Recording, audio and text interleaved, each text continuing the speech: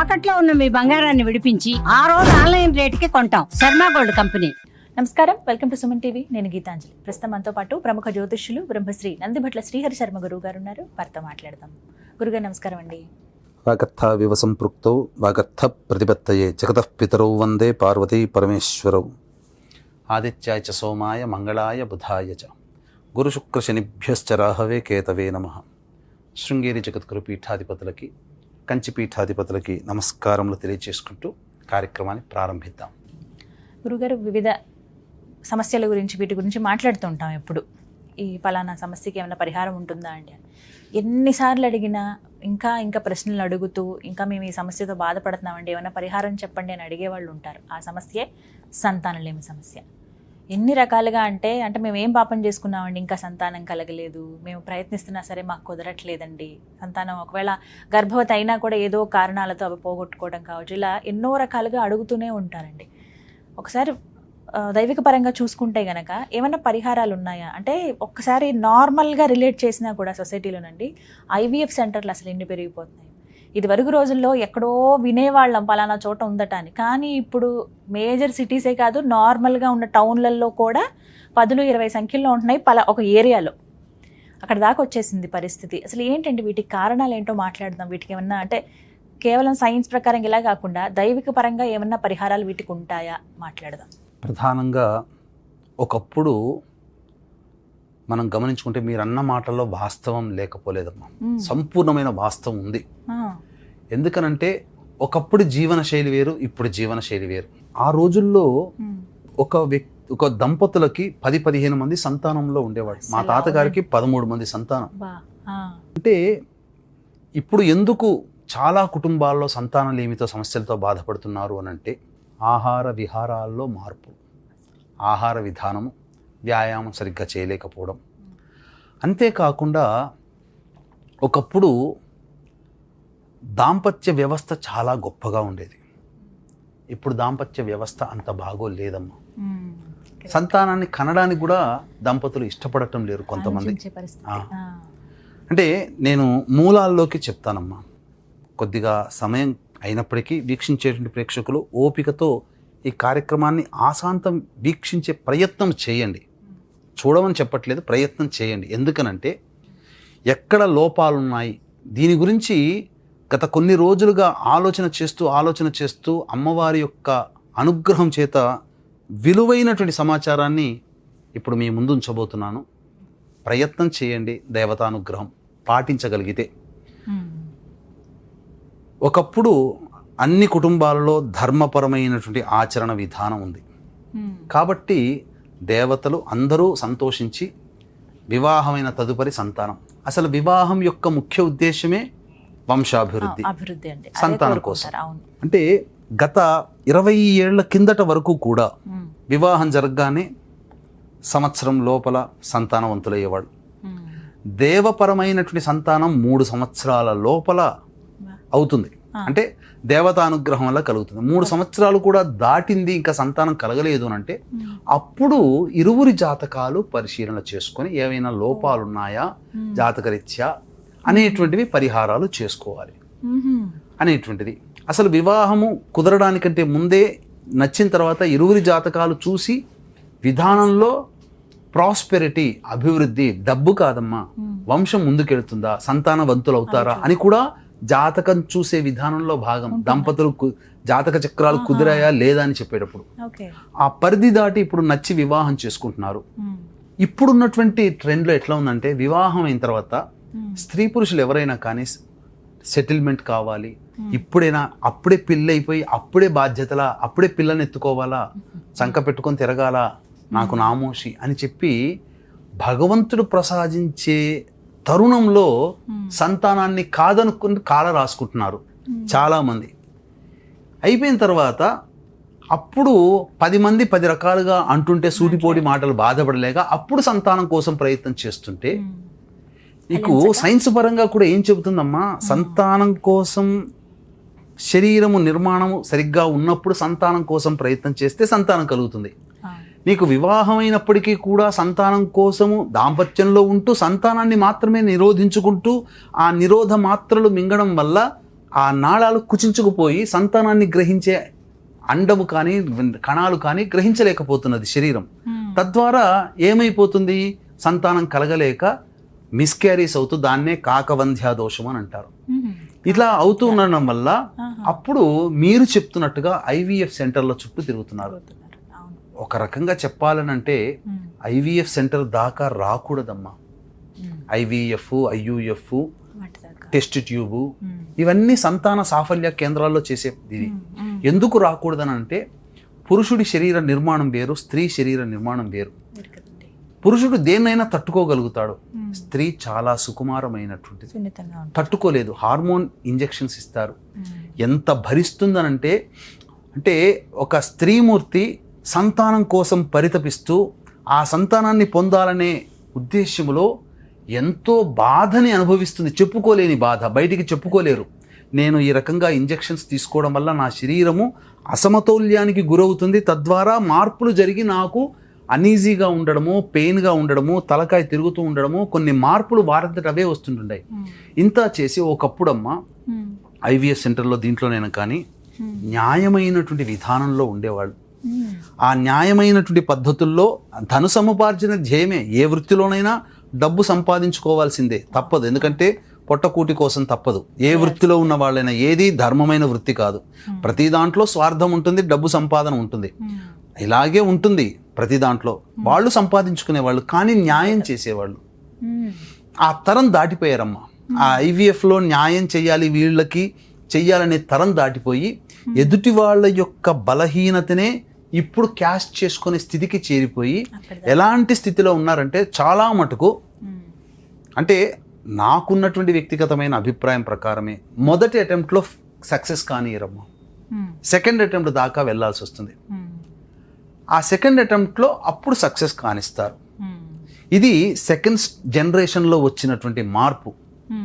ఏది మొదటి జనరేషన్లో ఖచ్చితంగా సంతానాన్ని ప్రసాదించగలిగే సాఫల్య కేంద్రాలు, ఆ జనరేషన్ పోయింది. సెకండ్ జనరేషన్లోకి వచ్చేసరికి ధన సముపార్జన కాబట్టి ఒకసారి వీళ్ళకి మొట్టమొదటిసారితోనే గనక అయిపోతే ఇక మళ్ళీ మన వైపు రారు అనే ఉద్దేశంతో ఏంటంటే కొన్ని సెంటర్లో స్వార్థం కోసం దాన్ని సశాస్త్రీయ విధానంలో జరపకుండా ఉండడం వల్ల సెకండ్ అటెంప్ట్ దాకా కావాలి. మళ్ళీ సెకండ్ అటెంప్ట్ అనేసరికి ఏమవుతుంది, 6 నెలలు గ్యాప్ తీసుకోవాలి, మళ్ళీ పరీక్షలు చేయాలి, మళ్ళీ వాటికి లక్షల్లో, ఇదేమీ వేలల్లో అయిపోయి ఫీజు కాదమ్మా. మీకు చెప్పాలనంటే దాదాపు ఒక వ్యక్తి ఒక సాఫ్ట్వేర్లో ఒక ప్రాజెక్ట్ మేనేజర్ యొక్క సంవత్సరం జీతం ఒక్కసారి పెట్టాల్సి వస్తుంది. అంత లక్షలు పెట్టుకోవాలి. సామాన్య మానవుడికి అవుతుందమ్మా? కాదు, చాలా కష్టంతో కూడుకున్నటువంటి. పోనీ అంత చేసి సెకండ్ అటెంప్ట్ అంటే మళ్ళీ 6 months గ్యాప్, మళ్ళీ ఆ మందులు మింగాల అని ఆ ఆడపిల్ల పడే బాధ, ఇవన్నీ వాళ్ళకి అవసరం లేదు. ఇది సెకండ్ జనరేషన్ అయిపోయింది. ఇప్పుడు థర్డ్ జనరేషన్ అనేటువంటిది ఎలా వచ్చిందని అంటే ఇక సంపాదన మితిమీరిపోయి ఆ ఆశ చావక పక్కదారులు చెడ్డదారులు తొక్కేసేస్తున్నారు. నిన్న మొన్న చూస్తే సోషల్ మీడియాలో హల్చల్ చేస్తుందమ్మా. అదేదో సంబంధించినటువంటి సాఫల్యత కేంద్రం వాళ్ళు రోడ్డు అంటే సంప్రదించినప్పుడు ఇప్పుడు ఉన్నటువంటి కాలంలో పురుషులకైనా స్త్రీకైనా కానీ ఎందుకు సంతానాన్ని కనలేకపోతున్నారు అనే ఒక వ్యవస్థ ఇస్తే, ప్రధానంగా పూర్వకాలంలో వివాహం ఇవ్వగానే స్త్రీ పురుషులు అనురాగ ప్రేమాలతో దగ్గరయ్యి ఆనందకరమైనటువంటి పరిస్థితుల్లో దాంపత్యంలో ఉండడం వల్ల, చక్కగా మంచి ఆహార నియమాలు పాటించుండడం వల్ల, శరీరంలో వేడి కనుక లేకుండా ఉన్నప్పుడు కలయిక ప్రభావం వలన చక్కటి సంతానం కలుగుతుంది. ఇప్పుడు తినే తిండ్లు గసగసాలు మసాలాలతో ఎక్కడ పడితే అక్కడ ఫాస్ట్ ఫుడ్, అబ్బాయిలు అమ్మాయిలు నోటి జిహ్వా చాపలతో తినేస్తున్నారు, శరీరంలో వేడెక్కుతుంది. ఇక దాంపత్యంలో ఉన్నప్పుడు ఆ వేడి ప్రభావం వలన సంతానాన్ని పొందలేకపోతున్నారు, అందుకే మిస్క్యారీస్ అవుతున్నాయి. ఇంకొక విధానంగా చూసుకున్నట్లయితే ప్రధానంగా పనిచేసేటువంటి వాతావరణం కూడా ఎలక్ట్రానిక్ మ్యాగ్నెటిక్ ఫీల్డ్ చుట్టూ ఉంటున్నారు. వాళ్ళు పనిచేసే సంస్థలో మొత్తం రేస్, గామా రేస్ అట్లాంటివి పనిచేసే అన్ని కంప్యూటర్లు, వీటన్నిటితో ఉండడం, ఫోన్లు ఉండడం, ఎంత రేడియేషన్ అమ్మా.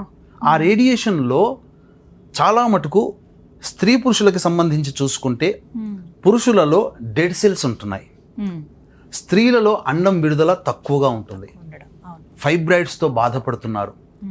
వీటి ప్రభావం వల్ల సంతానం అనేటువంటిది కలగకపోతుంది. అందుకని ఐవీఎఫ్ సెంటర్ దాకా వెళ్తుంది. ఈ రకమైన కారణాలు ఉన్నప్పుడు సంతానాన్ని పొందాలి. ఎట్టి పరిస్థితుల్లో సమాజంలో మనకంటూ ఒక సంపూర్ణం, ఏదో సుందరకాండ సినిమాలో చెప్తాడు కదమ్మా, హీరో వెంకటేష్ బోర్డు మీద రాసి స్త్రీ అయినా పురుషుడైనా 100కి 100% మార్కులు ఎప్పుడంటే పెళ్ళైపోయి సంతానాన్ని పొందిన తర్వాత, పెళ్లి వరకు అయితే 75 మార్కులు, పెళ్ళైపోయి సంతానానికి అందితే 100 మార్కులు, పరిపూర్ణమైన దంపతులు వీళ్ళు అని చెప్తారని చెప్పి అది నోట పట్టించుకున్నట్టుగానే ఏమో పాపం సంతానం కోసం పరితపించే దంపతులు ఉన్నారు. ఈ కారణాల వల్ల జరుగుతున్నటువంటి నష్టం ఏంటంటే ఆహార నియమాలు, ప్రకృతి నియమాలు సరిగ్గా పాటించలేకపోవడం వల్ల పురుషులలో జీవకణాల సంఖ్య, డెడ్ సెల్స్ ఉంటున్నాయి కానీ జీవకణాల సంఖ్య అనేటువంటిది ఉండట్లేదు.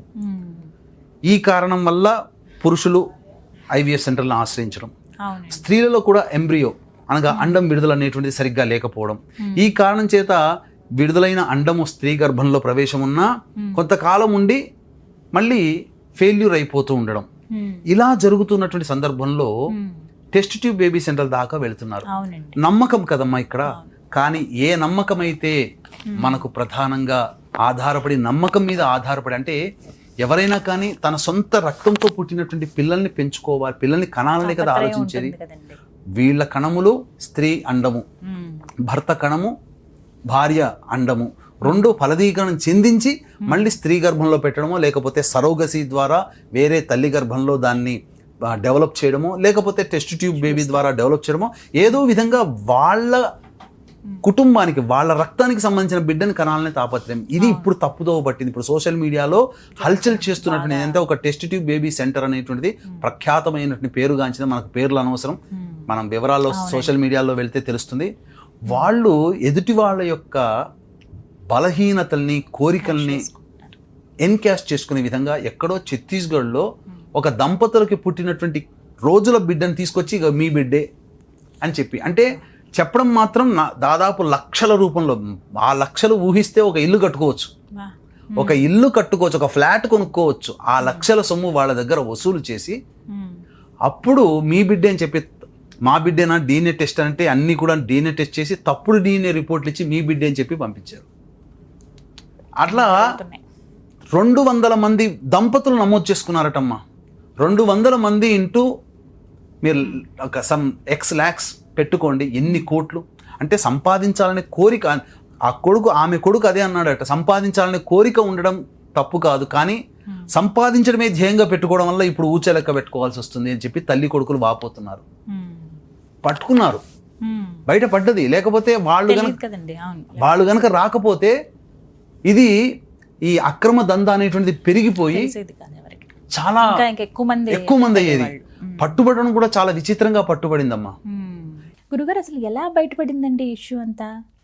ఒక దంపతులకు జరిగిన నష్టాన్ని గనక వాళ్ళు ధైర్యంతో ముందుకు రాకపోతే బహుశా వాళ్ళ దందాలు బాగా చేసుకొని ఎంతో మంది కుటుంబాలలో ఆరని చిచ్చులు అనేటువంటివి పెట్టేవాళ్ళమ్మా.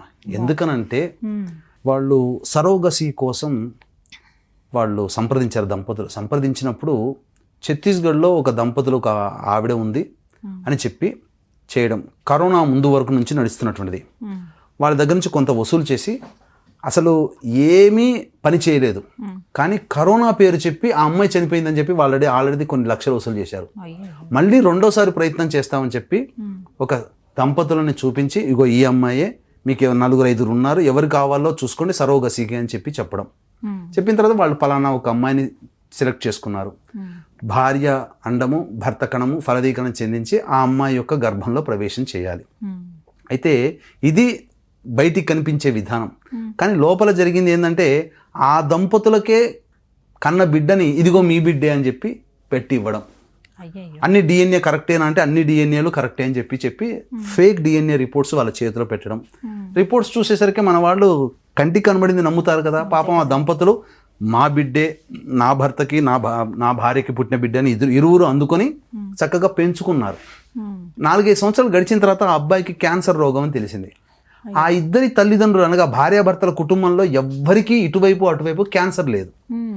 మా ఎవరికి లేనటువంటి ఈ అబ్బాయికి ఎందుకు వచ్చింది, అసలు మనకు బిడ్డ సరైన బిడ్డేనా కాదా అని అప్పుడు వాళ్ళు DNA ప్రత్యేకంగా చేయించుకుంటే వీళ్ళిద్దరికి పుట్టిన బిడ్డ కాదు అని.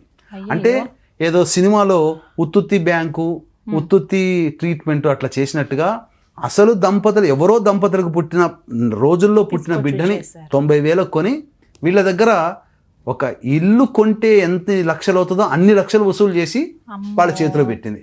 వాళ్ళు తేరుకొని చెప్పడం జరిగింది. ఇంతకన్నా చెప్పాలంటే ఇంకా ఈవిడ గారు చేసిన దారుణాలు తెలిస్తే, అంటే ఈవిడ కారు అని కాదు, ఈ యొక్క ఫెర్టిలిటీ సెంటర్ రూపంలో జరిగినటువంటి దారుణాలు చూస్తే అసలు విస్తుపోయే నిజాలు బయటపడ్డాయటమ్మా.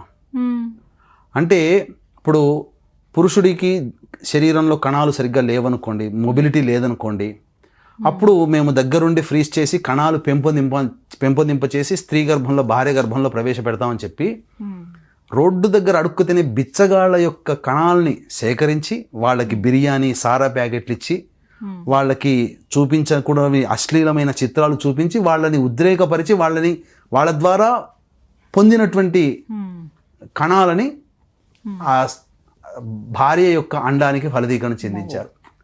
ఇప్పుడు కొంతమంది ఆడవాళ్ళకి అండాలు సరిగ్గా విడుదల కావు అని సంప్రదిస్తారు కదా ట్రీట్మెంట్ కోసం. అక్కడ జరిగింది ఏంటంటే భర్త యొక్క కణముతో మళ్ళీ ఇదే అడుక్కు తినేటువంటి వ్యక్తులు ఉంటారు కదా ఆడవాళ్ళు, వాళ్ళని పిలిపించి వాళ్ళకి చక్కగా శుభ్రం చేసి 10,000కో 20,000కో మాట్లాడుకొని వాళ్ళ అండంతో వీళ్ళకి ఫలదీకరణ చేసి మీ భార్య అండమే అని చెప్పడం. అంటే దీనివల్ల ఏమైపోతుందనంటే సంసారాల్లో ఎన్ని ఇబ్బందులు వస్తాయమ్మా. అంటే ఇప్పటి వరకు ఆ టెస్ట్ ట్యూబ్ బేబీ సెంటర్ ద్వారా సంతానాన్ని పొందినటువంటి వాళ్ళు అయోమయంలో పడ్డారు. ఇప్పుడు ఎవ్వరూ రావట్లేరట, అన్ని ఫోన్లు స్విచ్ ఆఫ్ చేసి ఉన్నాయి, వాళ్ళు ఎవరు రెస్పాండ్ కావట్లేరట. అంటే సంతానాన్ని పొందిన వాళ్ళల్లో భర్త కణాలు సరిగ్గా లేవని చెప్పి పోయిన వాళ్ళకి ఆ భర్త కణం ద్వారానే పుట్టాడా భర్త. ఎందుకనంటే కణము కానీ అండము కానీ తెలిపేటువంటిది ఏంటంటేనమ్మా వాళ్ళ వంశంలో ఉండేటువంటి లక్షణాలు క్యారీ అవుతాయి. ఎవరో బిచ్చగాళ్ళ వంశంలో ఉన్నటువంటి కణాలు వాళ్ళ లక్షణాలన్నీ వీళ్ళింట్లో పెరుగుతుంటే ఏదో సినిమాలో అల్లు అర్జున్ సినిమాల్లో ఏదో అయినట్టుగా. అంటే ఎందుకు చెప్తున్నా అంటేనమ్మా ప్రపంచంలో సమాజంలో నీతి న్యాయం అనేటువంటిది కొరవడింది, భయం లేకుండా పోతుంది. అన్యాయముగా అక్రమంగా సంపాదించాలి, ఎదుటి వాళ్ళని మభ్యపెట్టాలి. అంటే ఎట్లా ఉందనంటే మసిపూసి మారేడుకాయ చేసేటువంటి గొప్ప ప్రకటనల రూపంలో ఆకర్షించే విధంగా మాటలు తేనె పూసి కట్టే విధంగా నవ్వుతూ పలకరించే విధానాన్ని ప్రపంచము సమాజము ఆమోదిస్తుంది, నమ్ముతుంది. నిజము నిక్కచ్చిగా గట్టిగా నిజంగా నిర్భయంగా చెప్పేటువంటి వాళ్ళని సమాజం ఆదరించట్లేదు. ఇదే విషయం మా ప్రొఫెషన్ కూడా అమ్మా. నవ్వుతూ అద్భుతాలు సృష్టిస్తారు అని ఇంద్రుడు చంద్రుడు రాణి మకుటం లేని మహారాణి ఇట్లా గొప్పలు చెప్పేటువంటి అబద్ధాలు చెప్పే జ్యోతిష్యులని తొందరగా నమ్ముతారు. నిజాన్ని నిర్భయంగా చెప్పేటువంటి కొంతమంది జ్యోతిష్యుల్ని అస్సలు నమ్మరు. అంటే ఇటువంటి మేకపోతు గాంభీర్యం కలిగినటువంటి ప్రతి వృత్తిలో ఉంటారు, నవ్వుతూ మాట్లాడతారు. ఇక్కడ నిజంగా నిర్భయంగా ఉన్నటువంటి వాడు, శాస్త్రం ప్రకారం నడుచుకునేవాడు ఎప్పుడూ కూడా నవ్వుతూ కనబడడు. నేను నిజంగా నిజాయితీగా ఉన్నాను కాబట్టి అలానే అని కనిపిస్తాడని అలా కనిపిస్తారు. ఇలా చూసుకుంటే ఇటువంటి తరుణంలో అసలు ఇటువంటిది సంతానము అనేటువంటిది ఒక సెంటిమెంట్తో కూడుకున్నటువంటి విధానం అమ్మా. కానీ అంటే మీరు ఇంత చెప్పాక అంటే దైవిక పరంగా మాట్లాడుకున్నాం, ఇప్పుడు సొసైటీలో జరిగేవి ఇవి. కానీ ఏదైనా దేనికైనా ఒక పరిహారం ఉంటుంది, మనం దైవాన్ని ఆశ్రయిస్తే ఖచ్చితంగా ఒక మంచి ఫలితం ఉంటుందని చెబుతూ ఉంటారు. మీ మాటల్లోనే విన్నాను నేను చాలాసార్లు. అలా చెప్పి దైవానుగ్రహం పొంది ఫలితాలు అందుకున్న వాళ్ళని చూసాం. మరి సంతానపరంగా ఏమన్నా ప్రత్యేకమైన పూజలు కానీ ఏమైనా యాగాలు కానీ ప్రసాదాలను ఇస్తూ ఉంటారు, ఇవన్నీ పనిచేయవా గురుగారు? పని చేస్తాయమ్మా. అందుకనే ఇప్పుడు ఉన్నటువంటి సర్కమ్స్టెన్స్లలో ఇప్పుడున్నటువంటి పరిస్థితుల రీత్యా IVF సెంటర్లని ఆశ్రయించక కొంత తప్పదు. ఎందుకంటే వైద్యము కదమ్మా, వైద్యాన్ని మనం నమ్మి తీరాలి. ఏదో గాలిలో దీపం పెట్టేసి దేవుడా నువ్వే కాపాడు అనేటువంటి ఆ రోజులు పోయినాయి, మహిమలు లేవు. ఇప్పుడు మనము చక్కగా నిజాయితీగా ఉండాలి, దైవానుగ్రహం కోసం ప్రయత్నం చేయాలి. అంటే ఇక్కడే ఆలోచిస్తున్నప్పుడు నాకు కొంతమంది గుర్తుకొస్తున్నారమ్మా. ఇప్పుడు మనకు చెప్పాలి అని అంటే ఇప్పుడు హీరోయిన్ శ్రీలీల ఉంది కదా, అన్ని సినిమాల్లో ధమాకా సినిమా, అనేక సినిమాల్లో హీరోయిన్ శ్రీలీల. ఆ హీరోయిన్ శ్రీలీల వాళ్ళ అమ్మగారు మంచి ఎక్స్పర్ట్ అయినటువంటి ఐవీఎఫ్ ట్రీట్మెంట్ డాక్టర్, బాగా విదేశాల్లో చదువుకొని గొప్పగా ఉంది, నీతి నిజాయితీ కలిగినటువంటిది, పైగా దైవభక్తి అపారమైనటువంటి సాధకురాలు, ఉపాసనా పరురాలు.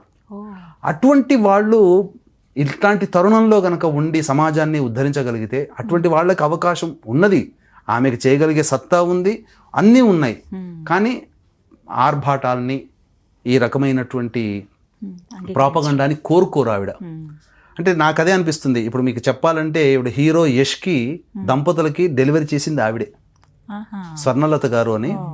కాబట్టి ఆమెని నేను దగ్గర నుంచి దాదాపు 2014 నుంచి చూస్తాను. అంటే శ్రీలీల 7వ తరగతి చదువుతున్నప్పటి నుంచి నాకు వాళ్ళు తెలుసు. ఆమె నిజాయితీ నాకు తెలుసు. అట్లాంటి వాళ్ళు వెనక్కబడిపోయారు. ఇట్లాంటి నకిలీ డాక్టర్ల లాగా ఉండేటువంటి వాళ్ళు, మాయ చేసేటువంటి వాళ్ళు సమాజంలో పైకి వస్తున్నారు. అటువంటి వాళ్ళు రావాలి, అటువంటి వాళ్ళకి ప్రోత్సాహకాలు పెరగాలి. అంటే ఆవిడే రావాలని కాదు, ఆ నీతి నిజాయితీతో పని చేయాలనే సంకల్పం ఉన్నటువంటి ఫెర్టిలిటీ సెంటర్లు ఓపెన్ చేసుకునేటువంటి వాళ్ళకి ప్రోత్సాహకాలు కలిగించాలి.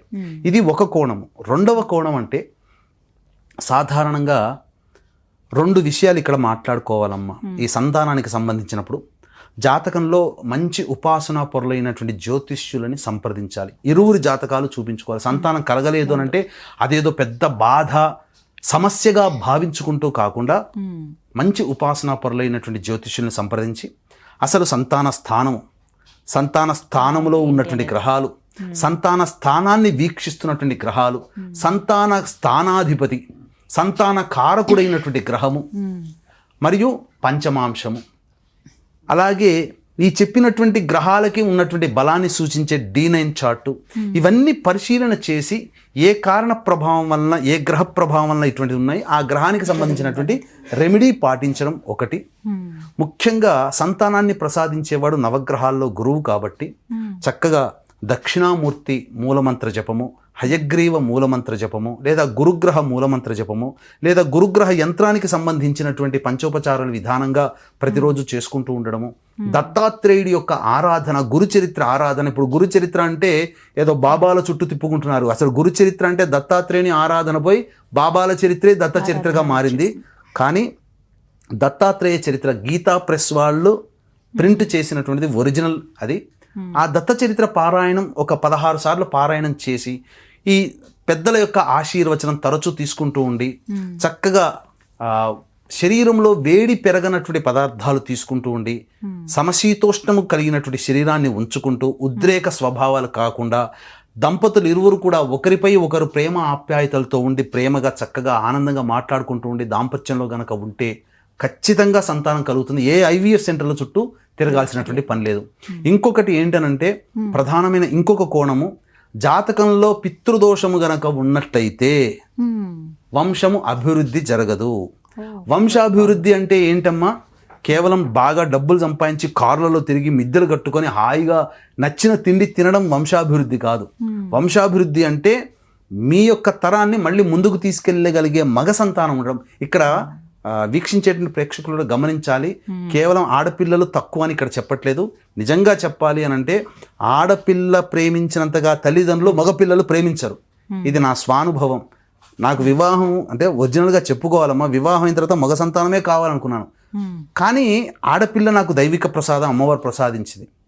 కానీ ఆ అమ్మాయి చూపే ప్రేమను చూసి నిజంగా ఆడపిల్ల ఉండాలి, ఇంట్లో తిరగాలి, ఆడపిల్ల కావాలి అని అప్పుడు అనిపించింది. అంటే ఇక్కడ నా ఆలోచన ధోరణి కాదు, అంటే వంశాభివృద్ధిని ఇచ్చేవాడు మగవాడు కదా అని ఆ ఆలోచనతో మగవాడిని కోరుకున్నాం. కానీ అమ్మవారి అనుగ్రహం అమ్మాయిని ప్రసాదించింది మగవాళ్ళతో పాటుగా. అంటే ఇక్కడ అనుభవించి చెప్తున్న నీ మాట ఇది సత్యమవుతుంది. అందుకని ఆడపిల్లల వల్ల పెంచి పెద్ద చేస్తాము, ఏదో ఒక ఇంట్లో ఒక అయ్యకి కన్యాదానం చేస్తాం, ఆ ఇంట్లో ఆ వంశం అభివృద్ధి అవుతుంది. మరి నీ ఇంట్లో వంశం అభివృద్ధి కావాలంటే నీకంటూ ఒక కొడుకు ఉండాలి. ఆ కొడుకు కేవలం వంశాన్ని ముందుకు తీసుకెళ్లడం. కాబట్టి వంశాభివృద్ధి కావాలంటే పితృదేవతల యొక్క ఆగ్రహం ఉండకూడదు, అంటే పితృశాపాలు ఉండకూడదు. అంటే భర్త వైపు 6 తరాలు, భార్య వైపు 3 తరాలు, లేదా తండ్రి వైపు 6 తరాలు, తల్లి వైపు 3 తరాల్లో ఎటువంటి దుర్మరణాలు ఉండకూడదు. ఇలాంటివి లేకుండా ఉంటే వంశాభివృద్ధి అవుతుంది. ఇలా ఉన్నప్పుడు పితృశాప ప్రభావం వల్ల కొన్ని జరిగే నెగిటివ్ సిమ్టమ్స్లలో వంశము ముందుకెళ్ళకపోవడం కూడా సిమ్టము. ఎన్నాళ్ళలో పెళ్ళైపోయి దంపతులు వివాహమైన తర్వాత ఎన్ని సంవత్సరాలైనా దాంపత్యంలో ఉన్న సంతానం కలగకుండా ఇబ్బంది పడుతున్నారంటే పితృశాప ప్రభావం కూడా ఒక ముఖ్య కారణముగా భావించుకొని ఆ పితృదోష నివారణ జరిపించుకోవాలి. అందుకనే దీన్ని దృష్టిలో పెట్టుకుని 2014 నుంచి ఇప్పటికీ వేలాది మందికి పితృదోష నివారణ కార్యక్రమాలు మన పీఠం ఆధ్వర్యంలో ప్రతి నెల జరుగుతూనే ఉన్నాయి. ఈ శ్రావణ మాసంలో కూడా శ్రావణ మాస అమావాస్యకి మళ్ళీ వచ్చే భవిష్యత్తులో అనగా సెప్టెంబర్ పౌర్ణమి 7వ తారీఖు 9వ తారీఖు అయిపోయిన తర్వాత వచ్చే పితృపక్షాల్లో కూడా ప్రతిరోజు పితృదోష నివారణ కార్యక్రమాలు జరుగుతాయి. ఇక్కడ పితృదోషము అని అంటే పిండ ప్రదానము కాదు, పిండ ప్రదానాలు పెట్టకపోవడం కూడా పితృదోషమే. పితృదోషము వేరు, ఆ పితృదోష నివారణ జరిపించుకునే విధానం వేరు. కాబట్టి ఖచ్చితంగా ఇప్పుడు చెప్పినటువంటి విధంగా దంపతుల జాతకాలు పరిశీలన చేసుకొని తగు పరిహారాలు పాటించుకోవడం, దేవతానుగ్రహం, మనకు చేతనైన పరిహారాలు, ఏదో పెద్దగా గొప్పగా ఆడంబరంగా చేసుకోవాల్సిన పని లేదు, కానీ విధిగా పితృదోష నివారణ జరుపుకోవాలి. అన్నిటికంటే ముఖ్యంగా గొప్పదైనటువంటి సంపద మనకు ఆయుర్వేదం, మనకు భారతదేశానికి. ఆయుర్వేదాన్ని పాటించండి. తప్పకుండా ఆయుర్వేదం తీసుకోవడం ద్వారా సంతానవంతులైన వాళ్ళు ఉన్నారు. శరీరంలో ఉండేటువంటి రూట్స్ లెవెల్స్ నుంచి ఉండే దోషాలని తొలగిస్తుంది ఆయుర్వేదం. ఇది మర్చిపోయి అల్లోపతి వాడకూడదని కాదు, అల్లోపతి నిన్న మొన్న పుట్టింది, లక్షల సంవత్సరాల నుంచి ఉన్నది ఆయుర్వేదం నుంచి అన్ని పట్టుకున్నారు. కాబట్టి ఆయుర్వేదాన్ని చక్కగా మనం తీసుకుంటూ ఉండి ఆయుర్వేదాన్ని మనం ప్రోత్సహించుకుంటే ఇప్పుడు మరుగున పడిపోయినటువంటి, కానీ ఈ విధానంలో ఎంతోమంది సంతానవంతులైన వాళ్ళు ఉన్నారు. నాకు వ్యక్తిగతంగా నాకు స్నేహితులు తేజస్వి అనే ఒక అతను ఉన్నాడు. ఆయన చింతలూరు, వినుంటారు మీరు చింతలూరు ఆయుర్వేదం. వాళ్ళ అన్నదమ్ముల్లో ఒక అన్న యొక్క కొడుకు తేజస్వి, నాకు ఫ్రెండ్. అతను చెప్తూ ఉంటుంటే అతనిలో కూడా నిజాయితీ ఉంది. ఎందుకు చెప్తున్నా అంటే నిజాయితీ కలిగినటువంటి వ్యక్తులు ఉన్నారమ్మా, కానీ వాళ్ళు ఆర్భాటాలని ప్రచారాలని కోరుకోవట్లేరు. ఇంతకుముందు చెప్పినట్టుగా శ్రీలీల తల్లి, అలాగే ఈ చింతలూరు సంబంధించినటువంటి ఆ అబ్బాయి తేజస్వి.